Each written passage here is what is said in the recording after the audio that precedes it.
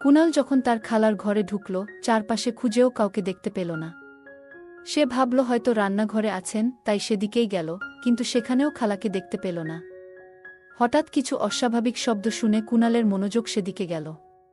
দ্রুত পা বাড়িয়ে সে ফিরে আসলো এবং খালার রুমের দরজায় দাঁড়িয়ে অবাক হয়ে গেল।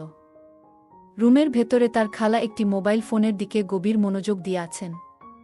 কুনালের উপস্থিতি বা তার ডাক খেয়াল না করেই তিনি স্ক্রিনের দিকে তাকিয়েছিলেন, সম্পূর্ণরূপে মগ্ন হয়ে। কুনাল এ দৃশ্য দেখে খানিকটা অপ্রস্তুত হয়ে দাঁড়িয়ে থাকল, কারণ এমন পরিস্থিতিতে তার খালাকে এর আগে কখনো দেখেনি। কিছুক্ষণ পর খালা আমাকে দেখে অবাক হয়ে যায়। তারপর খালা আমাকে রুমের ভিতরে এসে বসতে বলে। তারপর খালা আমার পাশে বসে, তোমাদের জন্যে আজকের গল্পটি স্পেশাল আগেই বলে দিলাম। আর দয়া করে গল্পগুলো ভালো লাগলে ভিডিওটি লাইক, শেয়ার এবং চ্যানেলটি সাবস্ক্রাইব করো প্লিজ। কুনাল এর জন্মের কিছুদিন পরেই তার মা মারা যান। তার বাবা এরপর দ্বিতীয় বিয়ে করেন। কুনালের সৎ মা খুবই অল্প বয়সী এবং অনেক সৌন্দর্যসম্পন্ন ছিলেন। তার মায়েরও একজন ছোট বোন ছিলেন, যাকে কুনাল ও খালা ই বলে ডাকত। কুনালের পরিবারে কিছু সামাজিক চাপ ছিল, বিশেষ করে তার সৎ মায়ের পক্ষ থেকে, যাতে তার বড় বোনের বিয়ে আগে সুষ্ঠুভাবে সম্পন্ন হয়। কুনাল যখন তার স্কুলের পরীক্ষা শেষ করে ছুটির দিনগুলো উপভোগ করছিল, তার বড় বোন তানিয়া তখন বাড়িতে ছিলেন। তানিয়ার 23 বছর বয়সী, সম্প্রতি বিয়ে শেষ করেছেন এবং বাড়িতে সময় কাটাচ্ছেন। কুনালের বাবা, যাকে সবাই সাহেব বলে ডাকত, তার চাচার সঙ্গে বিদেশে কাজ করতেন। তাদের বাড়িতেই 2 মেয়ে ছিল। তাদের বয়স ছিল প্রায় 28 বছর। তানিয়া খুবই সুন্দরী এবং পরিবারের সবার সঙ্গেই ভালো সম্পর্ক বজায় রাখতেন, কিন্তু তার মনের ভেতরে একটা খালি জায়গা ছিল। এই 23 বছরে সে এখনও জীবনে একজন সঙ্গী পাননি।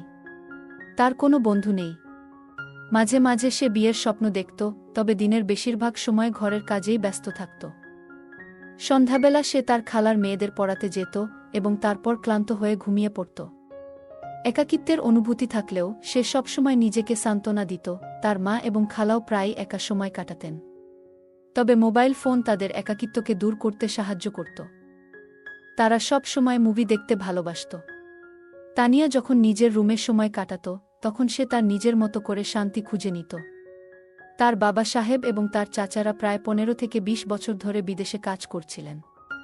এই সময়ের মধ্যে তারা খুব কমই দেশে ফিরেছেন, মাত্র কয়েকবার। কুনাল এর মা এবং খালা একা থাকতেন আর টিভি দেখে সময় কাটাতেন। কুনালও টিভি দেখতে ব্যস্ত ছিল। একদিন কুনালের মামা সৌদি থেকে কিছু জিনিসপত্র নিয়ে এসেছিলেন, যা তিনি রেখে যান। তার মা তাকে বলে এসব তার খালার কাছে দিয়ে আসতে। কুনাল তার খালার ঘরে গিয়ে দরজায় ধাক্কা দিল, কিন্তু দরজাটি বন্ধ ছিল। তার মেয়েরা তখন স্কুলে ছিলেন। তাই কুনাল রান্নাঘরে খালার খোঁজ করতে গেল, কিন্তু সেখানেও কাউকে পেল না। কুনাল যখন তার খালাকে ডাকতে শুরু করল, তখন তিনি কোনো সাড়া পেলেন না। কুনাল ভাবল হয়তো তার খালা ঘুমিয়ে পড়েছেন। তাই সে ধীরে ধীরে তার খালার ঘরের দিকে এগিয়ে গেল। দরজার কাছে পৌঁছে কুনাল থমকে দাঁড়াল। সে একটু অবাক হয়ে গেল, যেন কিছুটা বিভ্রান্ত। তার খালা, যাকে সে খুবই শ্রদ্ধা করত, বিছানায় শুয়ে কানে হেডফোন লাগিয়ে মোবাইলে কিছু একটা দেখছিলেন। খালার মনোযোগ ছিল পুরোপুরি মোবাইলের স্ক্রিনে, তাই কুনালের উপস্থিতি খেয়াল করতে পারেননি। কুনাল নিজের দৃষ্টি সরিয়ে নিতে চেষ্টা করল। তিনি দেখলেন খালা কিছুটা অস্বস্তি অনুভব করছেন এবং কুনালের দিকে তাকিয়ে চমকে গেলেন। কুনাল দরজার সামনে দাঁড়িয়েছিল এবং খালা উত্তেজিত হয়ে চিৎকার করে উঠলেন ভয়ে। মুহূর্তের জন্য কুনালও ভয়ে থেমে গেল, তার হৃদস্পন্দন যেন থেমে গেল। খালা তখন রাগী স্বরে বললেন, কুনাল, ভেতরে আসো। তার কণ্ঠে অসন্তোষ স্পষ্ট ছিল। কুনাল ভেতরে গিয়ে মাথা নিচু করে দাঁড়াল। তার খালার রাগে মুখ লাল হয়ে গেছে, আর চোখ দেখে মনে হচ্ছিল যেন আগুন বের হচ্ছে। খালা তার দিকে কঠোর দৃষ্টিতে তাকিয়ে বললেন, তুমি ওখানে কতক্ষণ দাঁড়িয়েছিলে? কি করছিলে এখানে? কুনাল কোনো উত্তর দিতে পারল না। খালার কথা শুনে সে সম্পূর্ণ স্তব্ধ হয়ে গেল। খালা তখন বললেন, তোমার মাকে সব বলে দেব। কুনাল আতঙ্কে কাঁপতে কাঁপতে তার খালার সামনে দাঁড়িয়ে হাত জোর করে বলল, খালা, প্লিজ, মাকে কিছু বলবেন না। মা জানতে পারলে আমাকে খুব বকবে। আমি শুধু বিদেশ থেকে আসা জিনিসটা আপনাকে দিতে এসেছিলাম। দরজা খোলা দেখে ভেতরে চলে এসেছি। আমি জানতাম না আপনি এখানে এভাবে থাকবেন। আমাকে মাফ করে দিন, আমি ভুল করেছি। আমি সত্যিই বুঝতে পারিনি যে আমি কি করছি। আমি শুধুই অবাক হয়ে দাঁড়িয়েছিলাম। কুনাল অনবরত ক্ষমা চাইতে লাগল, কাঁদতে কাঁদতে তার কথা জড়িয়ে আসছিল। খালা তার চোখে কুণাল এর ভয়ের অনুভূতি দেখে কিছুটা মুচকি হাসলেন। কুণাল এর কান্নাকাটি দেখে খালা কিছুটা নমনীয় হয়ে বললেন, ঠিক আছে, আজ তোমাকে মাফ করে দিলাম, কিন্তু মনে রেখো, এ ধরনের কিছু যেন আর না হয়। কারো সামনেও এমন কিছু করো না। এরপর খালা বললেন, এই জিনিসটা সোফায় রেখে দাও এবং কোনো চিন্তা করো না। তুমি যা বলবে আমি তা করব, কিন্তু এটা নিয়ে কারো কাছে কথা বলবে না। কুণাল তাড়াতাড়ি জিনিসটা রেখে দরজার দিকে এগিয়ে গেল। কুণাল যখন ঘর থেকে বের হচ্ছিল তখন সে খালার এক নিঃশব্দ হাসি দেখে কিছুটা হতবাক হয়ে গেল। মনে হলো খালা কুণালকে বিদায় জানানোর সময় মৃদু হেসে বললেন, যাও, আর দরজা বন্ধ করে দিও। কুণাল দরজার দিকে তাকিয়ে কিছুটা বিব্রত বোধ করল। তারপর ধীরে ধীরে দরজা বন্ধ করে তার ঘরে ফিরে গেল। রান্নাঘরে মা তখন কাজে ব্যস্ত ছিলেন। কুণাল কোনো কথা না বলে সোজা বাথরুমে চলে গেল এবং তারপর ফ্রেশ হয়ে টিভি দেখতে বসে পড়ল, যেন কিছুই ঘটেনি। 2-3 দিন এভাবেই কেটে গেল, কিন্তু কুণাল যেন সারাক্ষণ অস্থিরতার মধ্যে ছিল। তার মাথায় খালার চিন্তাগুলো ঘুরপাক খাচ্ছিল এবং সে ভেতরে ভেতরে একটা অজানা ভয়ের অনুভূতি পাচ্ছিল। ঠিক তখনই তার ফোনটা বেজে উঠল। তার বোন তানিয়া সুস্থ হয়ে উঠেছে, আর খালা চায় মজিদ তার বাসায় যাক। সোনালী বেগম মানে আমার মা বললেন, আমি কুণালকে পাঠিয়ে দিচ্ছি। খালাকে জানাতেই তার মুখের অভিব্যক্তি বদলে গেল। আমি খালার বাসায় চলে গেলাম। খালা টিভি দেখতে বসেছিলেন, আর কুণাল তাকিয়েছিল খালার দিকে। তার খালার মুখ দেখে কুণাল এর মনে কিছুটা স্বস্তি এলো। খালা মৃদু হেসে কুণাল এর দিকে তাকালেন, যেন তার অনুভূতিগুলোকে বুঝতে পারছিলেন। খালা কুণালকে ইশারা করে সোফায় বসতে বলল এবং স্নেহের সঙ্গে বলল, কুণাল, কাল যা ঘটেছিল তার জন্য আমি দুঃখিত। দরজাটা আমারই বন্ধ করা উচিত ছিল, তাই তোমার উপর রাগ করার কোনো কারণ ছিল না। এটা তোমার বাড়ি, আর তোমার কাজগুলো করার অধিকার আছে। আমি আমার গোপনীয়তার যত্ন নেওয়া উচিত ছিল। এর জন্য আমি তোমাকে ধন্যবাদ জানাই। তিনি মৃদু হেসে বললেন, তোমার মাকে এইসব কথা বলো না, মনে আছে তো? তোমার মায়ের জানলে তুমি বিপদে পড়তে পারো। আরেকটা কথা, তুমি আমাকে প্রতিশ্রুতি দাও যে যা বলবো তুমি সেটা করবে, আর কাউকে কিছু বলবে না। কুণাল বলল, ঠিক আছে খালা, আমি প্রতিশ্রুতি দিচ্ছি। আপনি যা বলবেন আমি তাই করব। কুণাল একটু নার্ভাস ছিল, কিন্তু খালা তাকে শান্তভাবে বললেন, তুমি যা করতে চাও না সেটা নিয়ে ভাবো না। আমি কেবল চাই তুমি আমার কথা রাখো। কুণাল মৃদু হাসি দিয়ে তাকে সোফা থেকে উঠতে বললেন। কুণাল কিছুটা দ্বিধাগ্রস্ত হলেও খালার দিকে তাকিয়ে চুপচাপ তার নির্দেশ মেনে নিল। খালার আচরণ কিছুটা অদ্ভুত লাগছিল, কিন্তু কুণাল তার উপর ভরসা করল। তার খালা তার দিকে হাসি মুখে তাকিয়েছিল। কুণালের মনে অনেক প্রশ্ন ছিল, কিন্তু সে সেগুলো জিজ্ঞেস করার সাহস পেল না। খালা বললেন, দেখো, জীবন অনেক জটিল, আর কখনো কখনো আমাদের এমন কিছু মুহূর্তের মুখোমুখি হতে হয় যা আমরা কল্পনাও করি না। কুণাল এর মনে খালার কথা গেঁথে গেল। সে জানত তার খালা একজন বুদ্ধিমান নারী, যিনি সবসময় পরিবারকে ভালোবেসেছেন এবং তাদের নিয়ে চিন্তা করেন। খালা ধীরে ধীরে বললেন, তুমি আমাকে বিশ্বাস করো। কখনো কোনো ব্যাপারে অযথা ভয় পাবে না। আমরা সবাই জীবনে অনেক কিছুর মধ্য দিয়ে যাই, কিন্তু সেটা কাউকে বলার দরকার নেই। সবকিছু আমাদের মাঝে থাকবে। এরপর খালা বললেন, তুমি যদি কখনো কারো সঙ্গে কথা বলতে চাও, আমি আছি। কিন্তু আমাদের মধ্যে যেসব কথাবার্তা হবে সেটা আমাদের মধ্যেই থাকবে। এটা আমাদের গোপন বিষয়। কুণাল খানিকটা স্বস্তি পেল এবং বলল, খালা, আমি কাউকে কিছু বলবো না। আমি আপনার কথা রাখব। কুণাল খুব খুশি মনে বলল, আমি তোমার সাথে প্রতিদিন দেখা করব, কারণ তোমার সঙ্গ আমার খুবই প্রয়োজন। কুণালের এই কথা শুনে শাহনাজ একটু দীর্ঘশ্বাস ফেলে বলল, যদি সব কিছু আমার হাতে থাকত, আমি তো তোমাকে কখনো দূরে যেতে দিতাম না।